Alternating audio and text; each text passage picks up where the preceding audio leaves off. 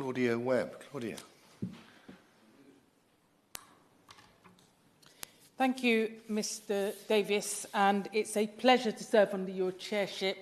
I want to thank the Honourable Member for Moyne Valley for bringing this important debate, and obviously to the Backbench Business Committee for granting it.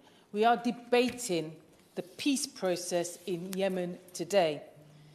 But the brutal fact is that before the UK can make any meaningful contribution to any peace process in Yemen, the government needs to make up its mind what its position and intentions are toward Yemen and the horrific situation there.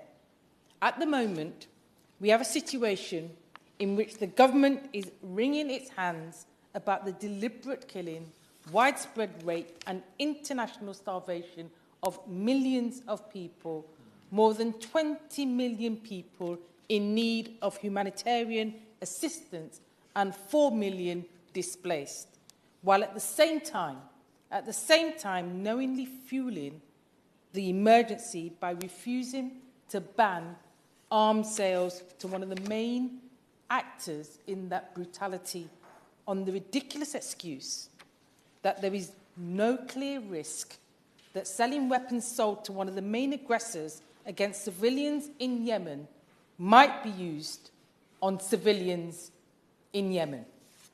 UK-produced weapons make up around 20% of Saudi arms purchases.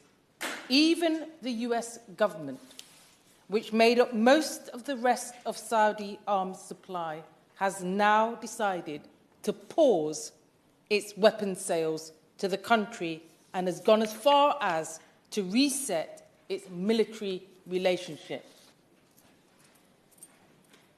At the same time, we have the UK acting as penholder for Yemen on the United Nations Security Council, supposedly taking the lead on the Council's activities and resolutions regarding Yemen. Yes, the UK government doesn't just wring its hands about the emergency, it's actually helping to fuel it. It leads the international hand-wringing. But that pen-holding has done nothing practical to improve the situation for Yemeni civilians. Instead, earlier this year, the UN decided to shut down its investigation into war crimes in Yemen, apparently under pressure from the Saudi government, a lack of oversight that observers say has seen an acceleration in the rate of atrocities committed, as perpetrators feel able to act without scrutiny, let alone consequences. The UN's abdication of its role in Yemen mirrors the UK's two-faced stance and makes it all the more urgent that the UK finally act in a manner consistent with its expressed concerns about all the horrors that are taking place in Yemen. Ending arms sales to Saudi Arabia is the obvious first step. If our government is serious about the UK's role in helping to end the mass murders, rapes and starvation. But it must not end there. The UK must also use its penholder role to... Davis.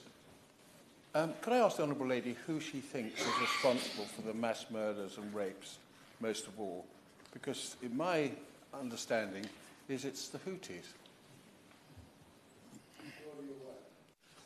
I think our responsibility is to work towards peace, and the ending of arms sales that rain bombs down on the Yemeni people is what we need to focus our efforts on.